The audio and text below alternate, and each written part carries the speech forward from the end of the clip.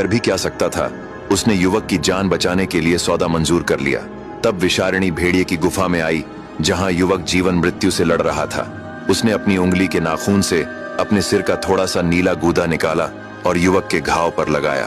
क्षण भर में घाव से धुआं उठने लगा और काला जहर बाहर निकलकर जमीन पर टपकने लगा। युवक ने पहली बार आंखें खोली।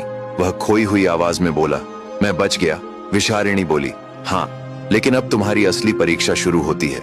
राक्षस के तोते में बसे हुए प्राण को अगर तुम मारने में कामयाब होते हो तो उससे निकलने वाली जीवन मृत्यु चक्र ऊर्जा मुझे देनी होगी। युवक बोला, आपकी कृपा से मेरी जान बची है। मैं इस उपकार का बदला जरूर चुकाऊंगा। उस राक्षस ने लड़की को वर्षों से कैद कर रखा है। मैं उसे भी आजाद कराऊंगा। तभी विशारिणी ने एक और भयानक बात कही। उसने कहा, जिस लड़की को तुम बचाने चले हो वह जन्म से मनुष्य नहीं है। वह राक्षस वरुणाग की बनाई हुई माया नारी है, एक जादुई स्त्री जिसका अस्तित्व उसी के जादू से बंधा है। अब ध्यान से सुनो।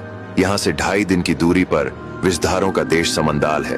वहाँ की राजकुमारी विषकन्या बहुत ही सुंदर थी। उसके बोलने पर ऐसा लगता था जैसे बसंत आ गया हो।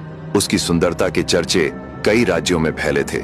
लेकिन एक दिन राक्षस वरुणाग ने बाग में विचरण करती हुई राजकुमारी विषकन्या को देखा। उसकी मोह में राक्षस बंध गया। वह छुप छुप कर नजर रखने लगा कि राजकुमारी को कैसे अपना बनाए। और एक रात वही हुआ।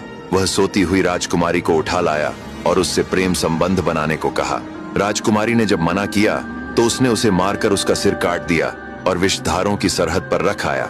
विषधारों की कुलदेवी इससे बहुत नाराज हुई और उन्होंने उसे श्राप दिया, जैसे तुमने निर्दयी होकर राजकुमारी का सिर काटा है वैसे ही अब तुम अपने शरीर से एक स्त्री बनाओगे और हर दिन उसका सिर अपने ही हाथों से काटकर फिर उसे जिंदा करोगे। उसके आंसू और खून से लाल हीरे बनते रहेंगे और हर एक हीरा तुम्हें एक क्षण की जिंदगी देता रहेगा। अब आगे की कहानी जानने के लिए देखिए अगला भाग।